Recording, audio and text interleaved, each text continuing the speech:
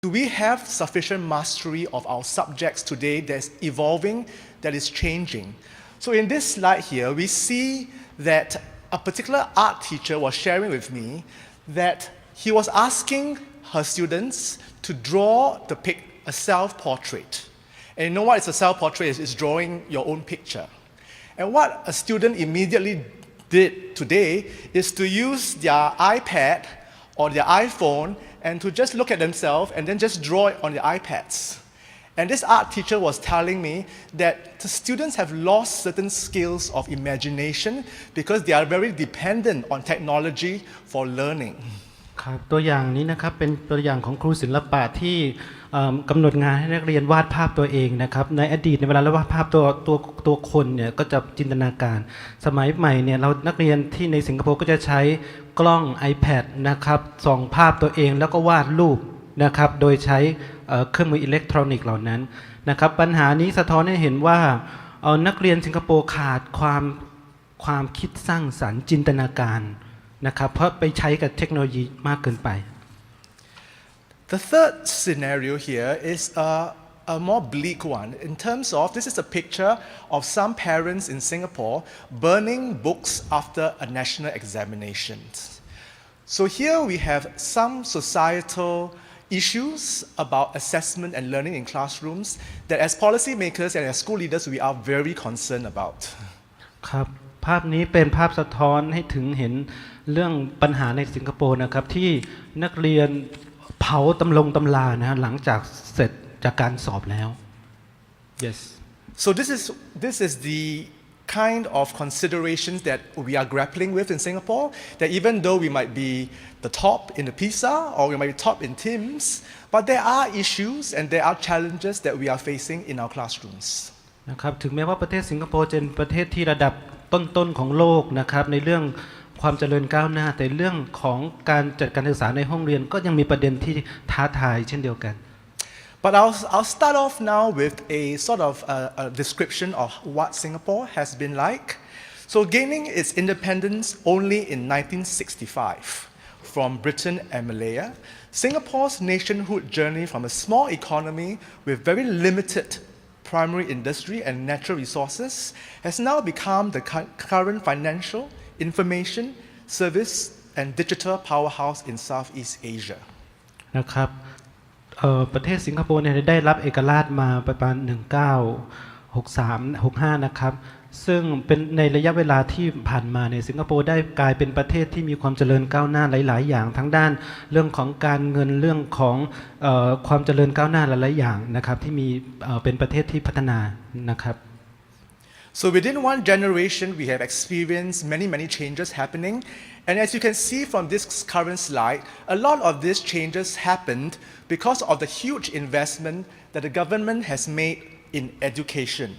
The importance that Singaporeans attach to education can be represented in the kind of investment that we are prepared to put in the past 50 years. The table shows the annual expenditure on education during the years from 1959 to 1967, and they are in obviously millions of dollars. It has increased now by at least 100 times. ครับการเปลี่ยนแปลงในประเทศสิงคโปร์นะฮะตัวอย่างหนึ่งที่เราเห็นมากก็คือการลงทุนนะครับในด้านการศึกษาตั้งแต่ปีนะครับ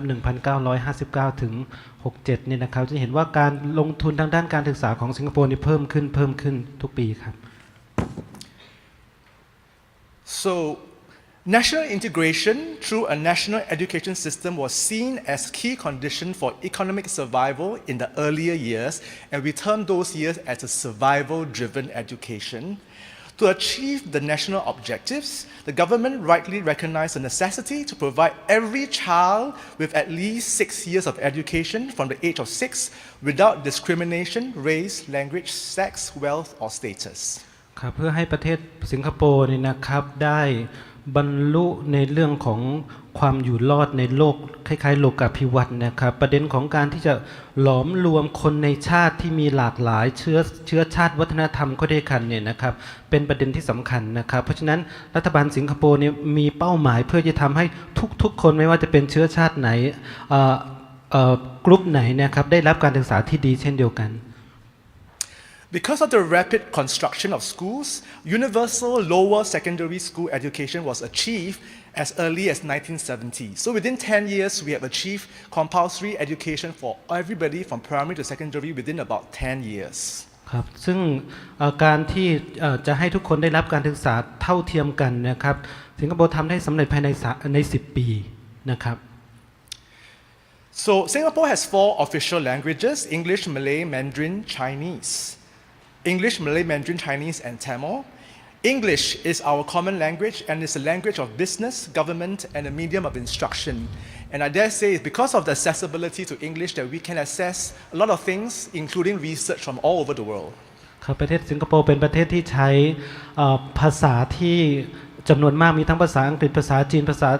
ทมิฬนะภาษาอังกฤษเป็นภาษาราชการที่ทำให้ทุกคนได้เข้าถึงข้อมูลได้ However, given the multilingual nature of our population, bilingualism inevitably became a key component of our education system. So as early in 1960, learning a second language was made compulsory. And this was a unique feature of the education system, and is perhaps known as the East-West Hemisphere model that allows Singaporeans to attain competency in the use of English language while still retaining our mother tongue to understand our own culture. ครับประเทศสิงคโปร์นะมีนโยบายที่จะทำให้ประชาชนได้เรียนรู้หลายภาษานะครับซึ่งก็จะทำให้นะครับประชาชนได้เรียนรู้ทั้งวัฒนธรรมตัวเองแล้วก็วัฒนธรรมของจากข้างนอกด้วยนะครับ Okay, the next few slides basically just illustrate the growth of the system in a few years. So this slide tells us that there's an exponential increase in the number of teachers that's required, that now we have about 30,000 teachers in our school system. And these are all taught in a single teachers college that is where I worked in, called National Institute of Education. ครับสิ่งที่น่าสนใจก็คือประเทศสิงคโปร์มีจำนวนครูที่เพิ่มขึ้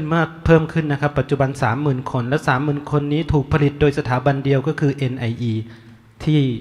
เวชินทำงานอยู่ But let us return back to an important historical event that's relevant to the topic of assessment and TLLM.